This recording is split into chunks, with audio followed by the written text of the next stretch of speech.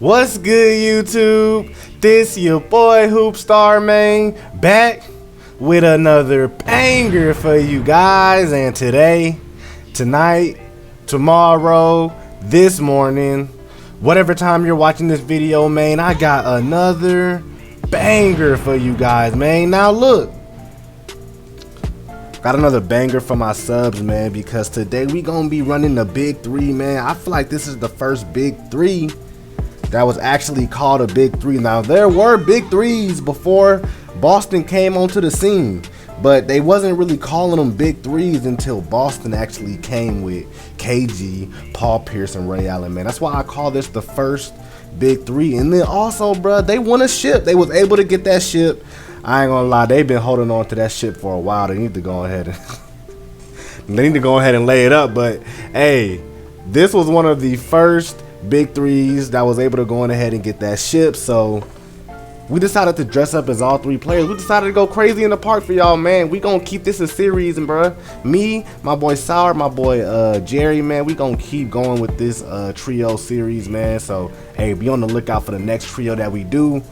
Before we go on ahead and start this video, man, go on ahead and drop a like.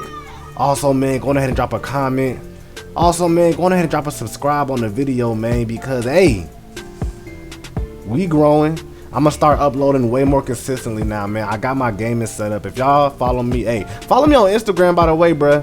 I posted my game setup on Instagram, bruh, so we really gonna start going crazy now, man. So drop a like, drop a comment, let me know how y'all like the video, and then also drop a subscribe on the channel, man, and become part of the family.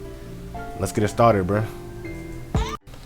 The big three in Boston, man. This is one of the most legendary teams in NBA history to even step foot on the court, man. Hey, for y'all that's not old enough, well, if y'all wasn't old enough to actually watch this team thrive in person, bro, it was a very, very beautiful sight to see, bro. Back in 08, you had three players who on their own couldn't win it. All right, you got three players who was highly respected on their own teams for years. I'm talking about at least 5 to 10 years. These players were on their own teams trying to succeed by themselves, trying to get a championship, trying to do it the right way. Now, like I said earlier in the video, bro, there are teams before this team that were big threes, but I feel like the word big three was never really prevalent until these three players came on the same team, bro. Because I ain't gonna lie, at that time the NBA was very divided. It wasn't really a lot of teams that had multiple stars on one team, you feel me? So whenever this came, I was like, oh my God, Kevin Garnett, Paul Pierce, Ray Allen, all on the same team. You got 3-point specialist Ray Allen. You got ISO specialist Paul Pierce. You got the defensive anchor Kevin Garnett, all on one team, bruh. You have every different aspect of the game on one team, bruh. It's crazy. Like, who would have ever thought these three would have got together at the time whenever they got together? I looked at an interview, man. KG was ready to go to Chicago. Shit was getting crazy, bruh, but this is the big three, bruh. Now, we gonna start off with Paul Pierce, because Paul Pierce, he was on the Celtics for almost 10 years by himself. Before he even got KG or Ray Allen, bro, he wasn't thriving. His team wasn't winning. He was just averaging 20 plus on a team that wasn't succeeding, bro. So, first you got Paul Pierce, who's just balling out in Boston night in, night out, bro. And then you got Kevin Garnett. Kevin Garnett is a post player for the Timberwolves, and he played for about, between 5 to 10 years too. He was one of them beautiful, beautiful post players that would average double doubles. He could shoot the mid range, he could shoot the three, he could dunk, and he was a great, great defensive player. And he had beautiful bounce, and his arms was very, very long. So even though he was only 6'11", it didn't seem like that he could get to your ball, but the way that his arms was set up, bruh, like, he was literally swatting everything out of the sky, bruh. Like, he didn't have as long as arms as somebody like Ray Allen, because I don't know if you ever heard the story about Ray Allen's arms, but he could stand up and his hands touch his knees. That's how long his arms was. But he had very KG had a very, very long athletic frame to be able to pretty much do everything on the court, bro. He was a beautiful, beautiful stretch four. He could dunk, he could defend, and he was just a good compliment to have on any team, to be honest. He could go to any team and still thrive and still have a great, great role. That's how good of a player he is, bro. As y'all see him shooting that three right there, bro, he could shoot. But the thing is, they just wasn't winning in Minnesota, bro. And then that's where you come to Ray Allen, Jesus Shuttlesworth. Now, Ray Allen was a star in his own coming up in the NBA, bro. He was a star. Like, he had his own movie, all right? Jesus Shuttlesworth. He could dunk. He could shoot. He was a star coming out of college. He was just the epitome of a basketball player at that time. Like, when you were talking about the whole complete package at the height that Ray Allen is at, nobody could stop him, bro. He had beautiful, beautiful years in Milwaukee. He had beautiful years in Seattle. And, of course, he had beautiful years in Boston, too, man. Ray Allen, he averaged a good 19 points in his whole career. When he played on Boston, he was averaging 17 points, all right? 17 points a game because, of course, his PPG is going to go down because he's teaming up with two other people.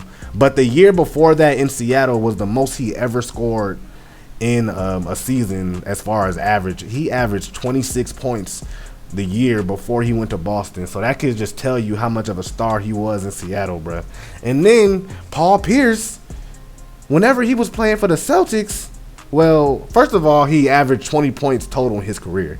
So he's guaranteed to give you 20. But the year, 2 years before KG and Ray Allen came to Boston, he was averaging 25. I mean, what more did he have to do? He was averaging 25. Whenever KG and Ray Allen came, he was still averaging 20, bro. He played his role, but of course his points gonna go down. But I'm just trying to give y'all examples of why these players were such stars before they came with each other, bro. And then, of course, you got Kevin Garnett, man. His numbers is just out of this world. All right, career numbers, I'm going to just tell you them right now. He averaged 18 and 10 for his career. Averaged 10 rebounds a game. That shit is crazy. All right. And then as a post player, the most he ever averaged in Minnesota was 24 points a game. And then the year before he went to Boston, he was averaging 23. And then 4 years before, so all 4 seasons before he came to Boston, he was averaging 12 or more rebounds a game. This is why we call this team the Big Three. Because not only did they team up after they was averaging well over 20, these boys teamed up and they was still able to get it done and get that ship. Now, not only could these boys score, but people like KG, he was still able to not even score but rebound and defend. You have Paul Pierce, who was a beautiful, beautiful isolation player, and he could also pass out of the double team really good. People really underrated Paul Pierce about that. And then you got Ray Allen, one of the greatest three-point shooters in three-point history. At the shooting guard, he was one of the greatest passers at his position. I'm just kidding with y'all about that, man. Ray Allen, he wasn't really known for his passing, bro. But like I said, he could still shoot that thing. This is why this is the Big Three. And then, like, their way to the championship, that 08 championship was such a good grind. Like, even though I feel like they do lend on this championship a little too much, they really had a tough road to the NBA Finals to win this championship, man. So first, of course, they had the Hawks. And I ain't gonna lie, man, y'all gonna be like the Hawks. Bruh, the Hawks was a very, very good team back in 08, bruh. Like, I ain't gonna get into the Hawks team because everybody know I'm a Hawks fan. But I could go on and all about the Hawks around that time, bro. They was a very good team. So they had to go against the Hawks, which they barely won 4-3. All right, then they had to face a LeBron James in his prime athletically. All right, this is when he was the most athletic in his prime. He might not have been the strongest. He might not have had the most IQ, but he was jumping the highest and he was running the fastest at this time, bruh. And they barely got it out of there too, bruh. Like, all their series, they barely scraped out and made it, bruh. They won that series 4-3 as well, bruh. Like, the shit is crazy. And then, of course, bro, you have the Detroit Pistons. The Detroit Pistons at that time, they was a very, very good defensive, grimy team too. Alright, KG was really the reason why they was able to be grimy back, bro. He brought that heart. He brought that physicality. He brought that passion to that series to be able to grind it out against the Detroit Pistons, bro. That was a very good series too, man. They won it 4-2. Alright. And then, of course, in the finals, man, they had one of the hardest matchups you will ever have in NBA history, bro. They had Kobe Bryant. I want to say Kobe Bryant was in his time right here. I said time. Kobe Bryant was in his prime right here, bro. He was in his prime well, not athletically, but he was in his prime as a player, bro. He could literally do everything on the court, whether it was defend, he was still athletic, he could shoot, pass, dribble. Literally everything on the court he could do at this time, bro. And this was probably one of the hardest matchups they would ever have to have, bro.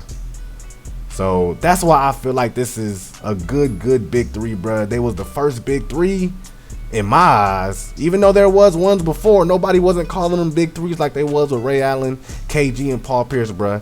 These were very, very great players, very, very great careers. They will all be Hall of Famers, alright, and they will always go down as legends in the game, bro. I think I was like 8 or 9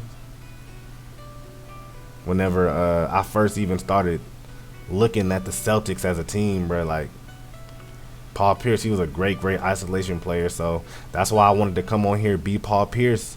And we gonna have other series, bro. We gonna have other trios that we gonna do for y'all, man. And